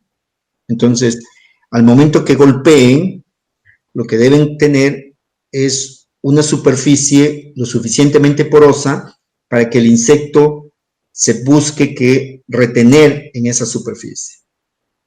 Entonces, al retenerse sobre esa superficie, le da tiempo al evaluador de contarlos, ¿no? cuenta inmaduro, cuenta adultos, puede separar hembras, machos, puede sacar mucha información si el insecto no se vuela, ¿no? Y le va a dar suficiente tiempo para poder contarlos, ¿no? Bien, gracias.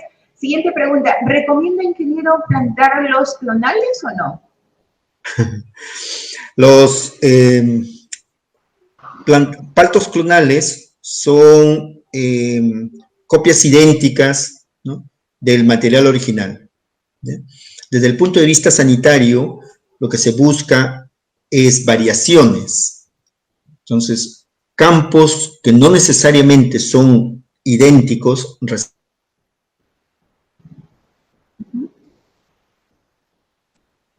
Bien. Parece que tenemos un problemita, ingeniero. ¿Me copia, ingeniero Juan Carlos? ¿Aló? ¿Hola? Responden bueno, mejor a un problema. Sí. Es por unas llamadas que me están haciendo. Voy a indicar que no me llamen, ¿ya? Un minuto. ¿Cómo no, ingeniero? Bien, mientras tanto, ustedes, amigos, yo los invito a estar atentos siempre a nuestras convocatorias, visitar nuestras plataformas, visiten nuestra página web www.cedir.org.pe para que usted, amigo, amiga, se informe también. Y bueno, si tiene alguna duda, alguna consulta, también podamos aclarar todas las inquietudes. También hay números donde usted puede contactarse con nosotros y nuestro personal lo atenderá gentilmente. El 944 957716 o el 962 1186. ¿Sí, ingeniero? Listo. Sí, ya regresé. Perfecto, gracias. Vamos entonces con la siguiente pregunta, ingeniero. ¿Cuál es la estrategia umbral de acción en Queresa? A ver. Esa es una pregunta que la voy a desglosar en varias partes, ¿ya? Querezas comprende todo un conjunto: Fiorinia, Hemiberlesia, Pignaspis, las querezas armadas, Ceroplastes, Saisetia, Protopulinaria, todo.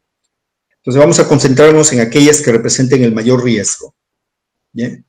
Entonces, el mayor riesgo son las que se pueden mover al fruto, ¿ya? Entonces, cuando las querezas recién están ingresando a un campo, ¿no?, lo que puede hacerse es contar cuántas querezas hay, ¿ya? Entonces, cuando hay menos de 10 individuos, es fácil que el evaluador diga, miren, tengo tantas querezas, o después de una aplicación, o lo que sea. Pero en otras situaciones, cuando las condiciones han sido favorables, hay demasiadas querezas, entonces se utiliza una escala que se llama la escala de grados, ¿ya? Y la escala de grados lo que establece son que el evaluador ya no cuenta, ¿ya?, sino estima. De esa hoja, por ejemplo, como la que mostré, podían haber 200 querezas. No le vamos a pedir que las cuente, ¿ya?, sino establecemos una escala que le llamamos a la escala de grados. Entonces, dependiendo los criterios que tenga cada uno, el grado 1 puede ser, por ejemplo, ¿no?, que no hay querezas, la hoja está limpia. El grado 2 es que hayan hasta 10 querezas, ¿no?, querezas vivas. Y el grado 3, más de 10 querezas, ¿ya? Entonces, los niveles con los cuales se tiene que trabajar va a depender, ¿no?, si estoy en grado 2, ¿sí? Porque si estoy hasta 10 individuos, significa que eventualmente cada uno de esos individuos me va a formar una nueva generación, ¿sí?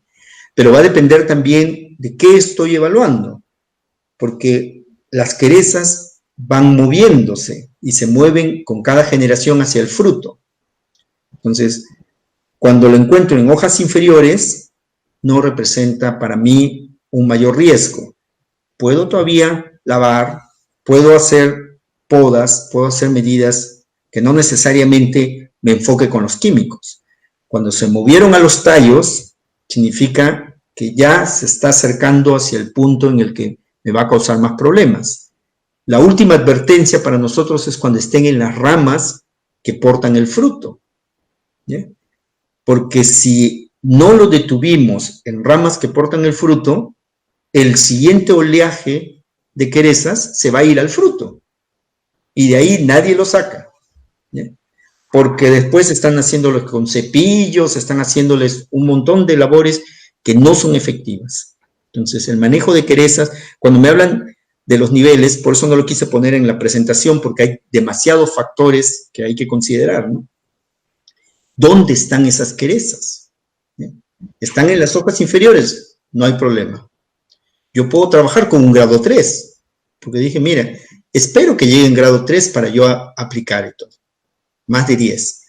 Cuando están en las ramas, no, mira, ahí ya hay que tomarlo que con grado 2 ya tengo que hacer algo. Y cuando está en el fruto, hay que hacer un montón de medidas para poder que esas querezas ya no sigan prosperando. Van a seguir moviéndose y van a seguir movilizándose y basta la presencia de una sola quereza en un fruto y nos causa un problema fuerte.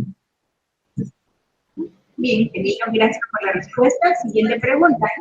¿Qué clases de herbicidas pueden aplicarse al palto y en qué época? Si es recomendable aplicar en etapa de floración. ¿Herbicidas, dice? Sí, ¿qué clase de herbicidas pueden aplicarse al palto y en qué época? Y si es recomendable aplicar en etapa de floración. Claro, herbicidas, a ver, herbicidas generalmente no son problemas fuertes, ¿ya? Cuando están con sistemas de riego por goteo. Por un lado, nosotros tenemos que los perfiles de humedad están dirigidos hacia el desarrollo de donde están las raíces y los árboles van dando el sombreamiento que impiden, ¿no?, que el problema prospere, ¿no? Entonces, las etapas críticas son cuando la planta está muy pequeña.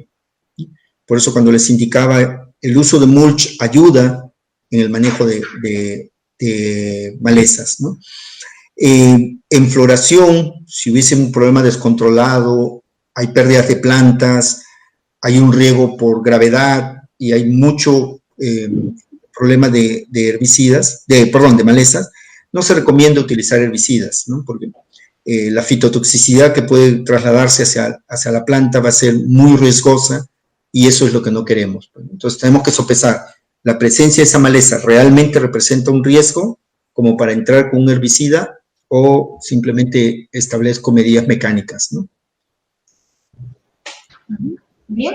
Siguiente pregunta, ingeniero. ¿Usted recomienda el uso de plantas clonadas? Dice, ¿y qué ventajas o desventajas tiene con una planta convencional? Nos gustaría saber. Sí, creo que es muy parecida a la pregunta que me hicieron anteriormente, ¿no? O sea, las plantas clonales tienen una genética muy similar, ¿ya? Desde el punto de vista sanitario no responden bien, ¿no?, a un problema de plagas, ¿ya? Hay mucha homogeneidad, ¿no? Entonces, sanitariamente no se recomienda. Desde el punto de vista de producción, algunos lo utilizan, ¿no? Porque son plantas que tienen, o sea, una genética que es lo que se quiere manejar, ¿no? Se desea para el campo, ¿no? Correcto, ingeniero. Siguiente pregunta. ¿Qué factores se pueden tomar en cuenta para formular un programa de aplicación de insecticidas? Para hacer todo un programa, lo primero es poder establecer en la zona en la cual están produciendo su palto cuáles son las etapas por las que pasa ese cultivo. Cuándo tengo brotamiento, cuándo tengo floración, cuándo tengo fruto, ¿sí? Porque eso es lo que me va a dar las pautas de, ¿no?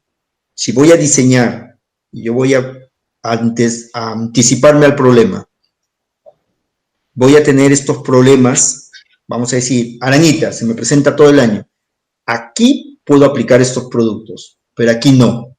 Aquí tengo que moverme a otras estrategias, ¿sí?, biológicos, extractos, lo que sea. Igual para cualquiera de las plagas. Lepidópteros, ¿no? Yo entro con estrategias de químicos, ¿no?, de acuerdo a la presión. Acuérdense que las plagas no se manejan igual que las enfermedades, ¿sí? Las enfermedades se manejan más preventivas. las plagas se manejan como consecuencia de una población que hay. No tiene lógica echarle el producto si no hay plaga, ¿ya? Entonces, debería trabajarse de esa manera, ¿no? Debería trabajarse de que cuando alcanzo ese nivel, entonces yo...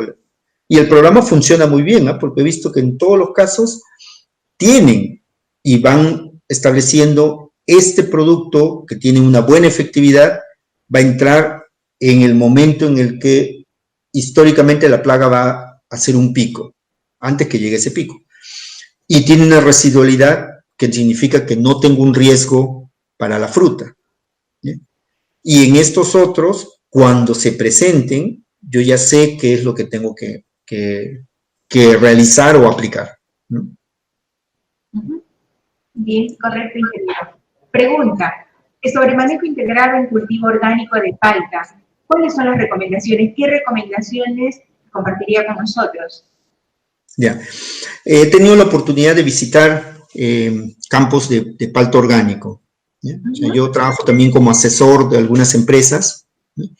En orgánico hay dos restricciones importantes, ¿no? Todo lo que es la parte nutricional, ¿ya? Que significa no se pueden aplicar o utilizar fertilizantes sintéticos, sino abonos, y la parte del control de las plagas, que solo pueden utilizarse productos biológicos, y ahí hay un punto que, de acuerdo a las certificaciones que busquen, algunos de los extractos sí se pueden utilizar, ¿sí? Extractos vegetales, que pueden ser con unas sustancias químicas muy parecidas a los químicos convencionales, pero que duran tan poco que no va a generarme un problema. Eso depende mucho de la certificación. La parte nutricional significa, por ejemplo, un problema ahí, porque no hay suficientes fuentes como para proporcionarle todos los nutrientes que necesita la planta para que responda a la presión de las plagas. Entonces, una vez solucionado eso, la planta, puede responder mejor a la presión de los diferentes tipos de plagas que se le puedan ir presentando. Generalmente, por alguna razón, en cultivos de palta orgánico, 2 lepidópteros son los que con frecuencia les están causando problemas. Uno es el bicho del cesto, ¿sí? Porque no tiene las herramientas para detenerlo tempranamente, y el otro es Argirotenia, que pega los brotes y puede pegar los frutos. Ambos se pueden ir trabajando con medidas de monitoreo, porque son atraídos a trampas de melaza, son atraídos a luz. En el caso del bicho del cesto se pueden utilizar hembras vírgenes. Entonces, sí hay estrategias, ¿no? Palta orgánico sí es posible, sí se pueden hacer, pero hay que estudiarlo de acuerdo a la zona en la cual estamos trabajando. Recuerden que las plagas siempre son locales, las plagas no son generales. O sea, en algunas zonas hay una mayor presión de unas plagas y en otras zonas la mayor presión es de otra plaga. Entonces, el programa de manejo de las plagas tiene que hacerse de acuerdo a la localidad, ¿no? Bien, ingeniero, gracias por la respuesta. Siguiente pregunta. Si se maneja una producción netamente orgánico, los trips, ¿con qué producto y preparado se pueden controlar? A ver, trips, ya que me están llevando hacia el terreno de los químicos, ¿sí? Yo les sugeriría que trabajen con extractos de neem. El neem es una planta originaria de la India, ¿sí? De la cual se extrae un producto que es la azadiractina. Como azadiractina pura, está prohibido en varios mercados, pero como aceite de neem o extracto de neem, sí está permitido. Y funciona muy bien para los trips. No tiene los efectos espectaculares que tienen los otros productos, como el Spinosad o el Spinoteram, pero funcionan bastante bien si es que el cultivo es orgánico, ¿no? Bien. Si el cultivo es orgánico y tengo un alto porcentaje de presencia de pinasquis o arañita marrón, ¿qué producto puedo utilizar? Nuevamente me llevan a los químicos, dicen, ¿eh? Y son orgánicos. Pignaspis es una queresa, ¿no?, que tiene ciclos relativamente largos respecto a los demás, ¿sí? Antes de entrar con químicos, ¿no?, es una de las queresas que se puede manejar mejor con los lavados, pero hay que monitorearlas, hay que ver cuándo esas hembras están reproduciéndose para que el lavado realmente sea efectivo. El lavado es aceptado en orgánico, el lavado es aceptado en convencional. La arañita, ¿no?, sí es un problema, porque es una de las que siempre se van a ir presentando. Acuérdense que está asociado con la acumulación de polvo, está asociado con el estrés de la planta. Entonces, en arañita, y si es orgánico, más que pensar en un químico, yo les sugeriría ir manejando los controladores biológicos. Este Torus es un coccinélido que ayuda bastante y que los laboratorios de control biológico los crían en núcleos que se pueden liberar. Entonces podemos nosotros trabajar con el control biológico en vez de buscar un químico que sea permitido en un cultivo orgánico. Bien, ingeniero Juan Carlos Cabrera. Siguiente pregunta para usted. Dice, tengo un problema en mi fundo. 2 plantas que estaban totalmente verdes y de un momento a otro se empezaron a morir las ramas. ¿A qué se debe esto? Si existe lo que se llama una muerte súbita, ¿bien?, y afecta a toda la planta, es un problema radicular, ¿bien? Es una enfermedad de hongos que ocurren a nivel de las raíces. Generalmente esto es Phytophthora, ¿bien? Depende de la zona, porque no sé de dónde se ubica la persona que está preguntando eso. Pero si solamente el secamiento compromete alguna de las ramas, lo más probable es que sea la Sodiplodia, que es un hongo de la madera, ¿no?, que empieza por los más y va acercándose hacia el tronco principal, ¿no? La Sodiplodia tiene todo un manejo de podas. Generalmente, ¿no?, la Sodiplodia se ha manejado muy bien con podas, y incluso podas muy severas, pero el árbol responde finalmente, ¿no?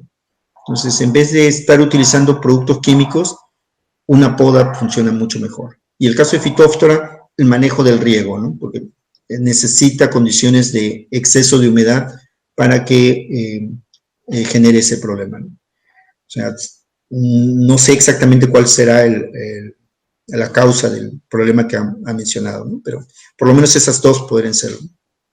Bien, ingeniero, gracias.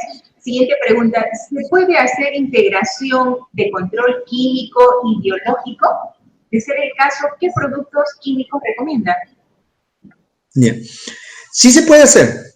O sea, la base de todo lo que es el manejo integrado de plagas nació de unir el control biológico con el control químico, ¿bien?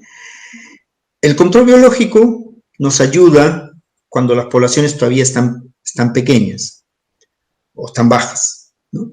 Arañita, lepidópteros, lo que sea.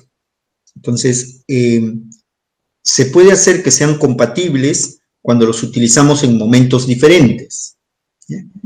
Pero cuando queremos nosotros que sea al mismo tiempo, varios de los productos selectivos que les estaba mostrando son productos que ingresan a la planta y ya no afectan a ningún control biológico, a ningún controlador biológico. Entonces, un sistémico tiene un impacto más bajo sobre un controlador biológico. Ahora hay que cuidar las abejas, esa es otra cosa, ¿no? Y otros productos que no afectan a los controladores biológicos clásicos, ¿no?, como por ejemplo esos derivados de microorganismos que mencionaba, como Spinosad, Spinoteram, no afectan a los coccinélidos, no afectan a las avispas, no afectan a las moscas controladores.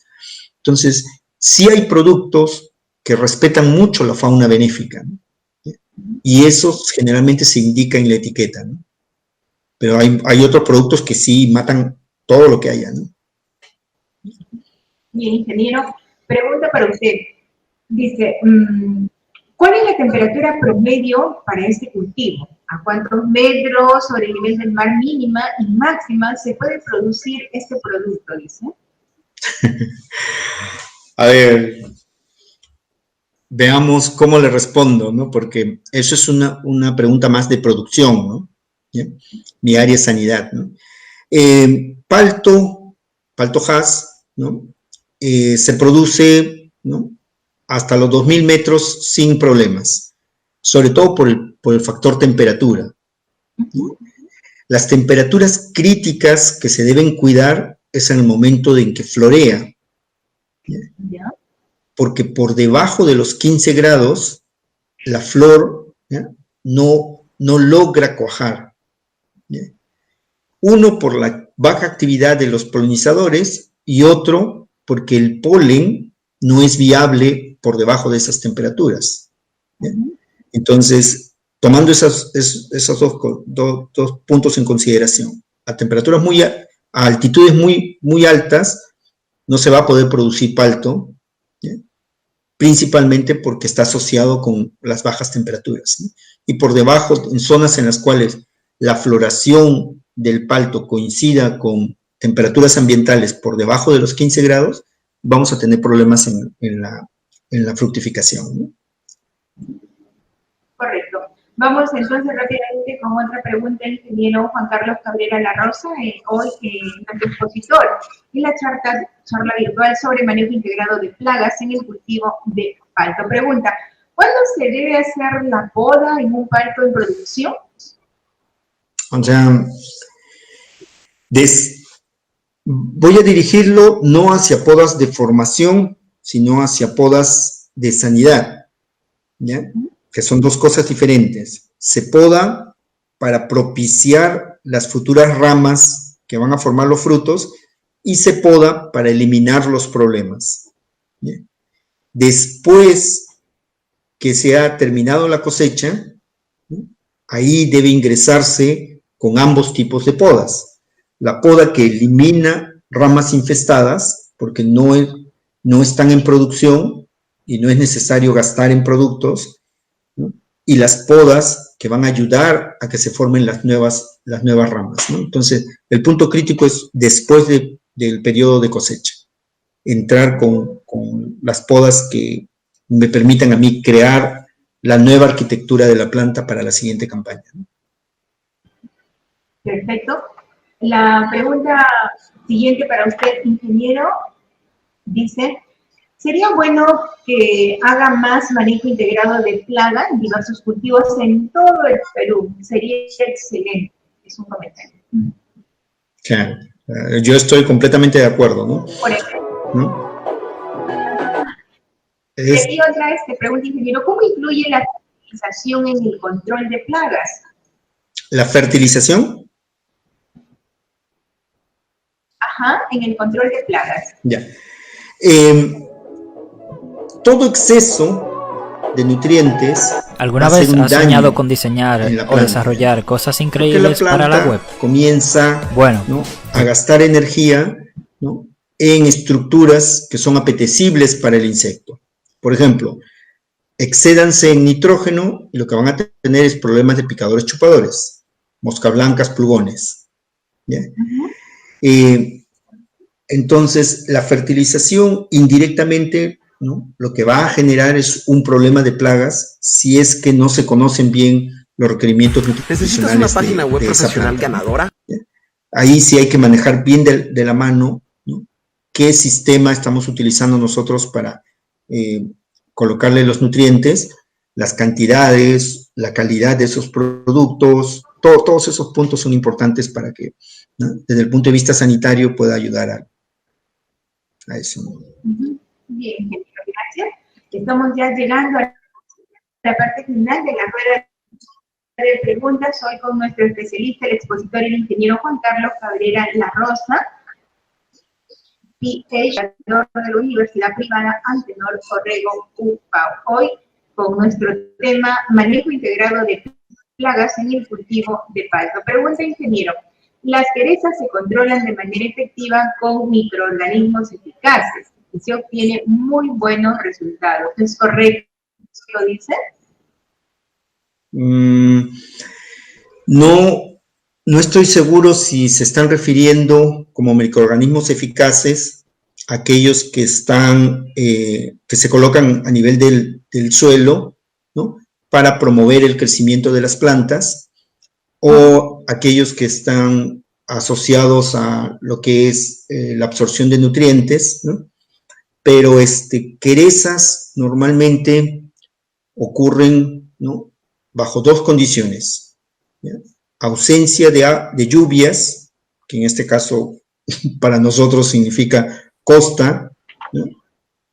Que no hay lavados, y exceso de sombreamiento, ¿ya? Entonces, exceso de sombreamiento lo podemos dar nosotros cuando no podamos lo suficiente, no abrimos las ventanas y creamos nosotros microclimas en los cuales las querezas prosperan y todo. Y la problemática es muy, muy grande porque los orígenes de esas querezas provienen de los cercos vivos, provienen de las plantas ornamentales que hay en los lugares cercanos, provienen de las cortinas rompevientos. O sea, querezas es todo un mundo, ¿no?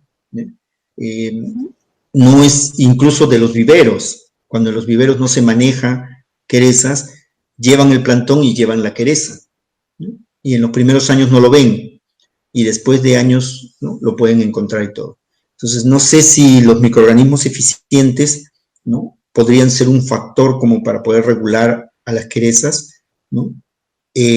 Cuando ya empiezan a generar poblaciones, ¿no?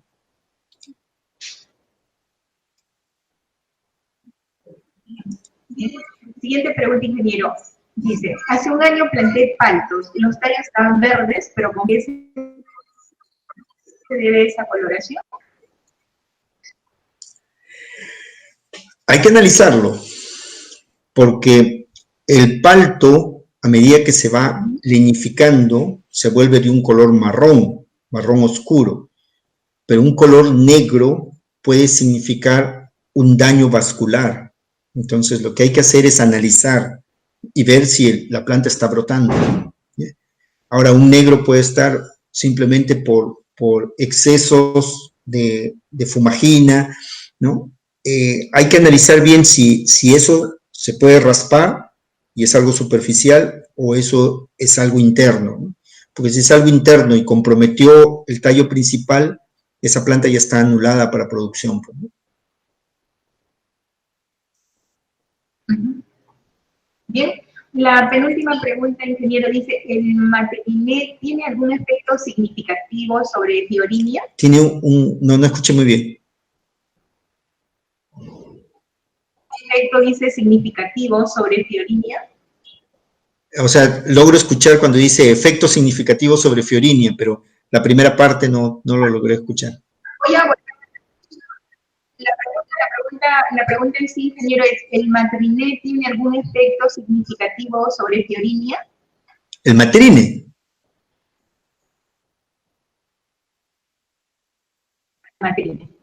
Matrine, sí. Bueno, Matrine es un extracto vegetal, ¿ya? Sí, correcto. Sí, genera un metabolito que se llama el oximatrine, ¿ya? Para mercados europeos y para Estados Unidos ya se prohibió. Entonces, no deberíamos estar utilizando Matrine, ¿no? Para controlar ninguna de las plagas, ¿no? Bien, la última pregunta, ingeniero, ¿cómo tratar a la plaga que hace aparecer unos puntos secos en las hojas y el fruto de la palta? ¿Unos flecos?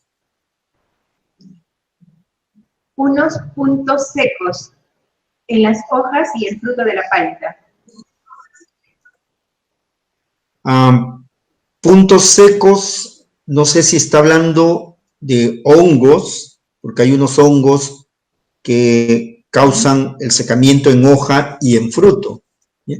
Y que es propio más de zonas con alta humedad relativa, ¿no? En sierra, por ejemplo, ¿no? Pero bueno, ese es un aspecto que va más allá de lo que yo trabajo, ¿no? Hongos, ¿no? Es parte de la línea de los fitopatólogos, ¿no? Perfecto. Ingeniero Juan Carlos Cabrera, no, ha sido para nosotros una tarde bastante productiva, con valiosa información. Agradecemos su participación, ingeniero. Un número telefónico, un correo donde nuestros asistentes, nuestros participantes puedan hacerle alguna consulta a usted directamente. Claro que sí. Mi número, si en caso tuvieran alguna consulta, lamentablemente a veces no puedo contestar, pero pueden enviar por WhatsApp, es el 9504-10-369. Y mi correo electrónico, que siempre lo reviso, es la inicial de mi nombre, J, mi apellido, Cabrera, la inicial de mi segundo nombre, que es L, @upao.edu.pe. Y con gusto puedo ayudar a cualquier persona que esté interesada en algún aspecto de lo que es el manejo de las plagas en palto y en algunos otros cultivos. Ingeniero, muchas gracias por su participación. Finalmente, sus palabras de despedida o algo más que desea agregar. No, más bien muy agradecido por esta oportunidad. No pensé que iba a haber tanto interés, así que ¿no? Cuenten conmigo para cualquier otra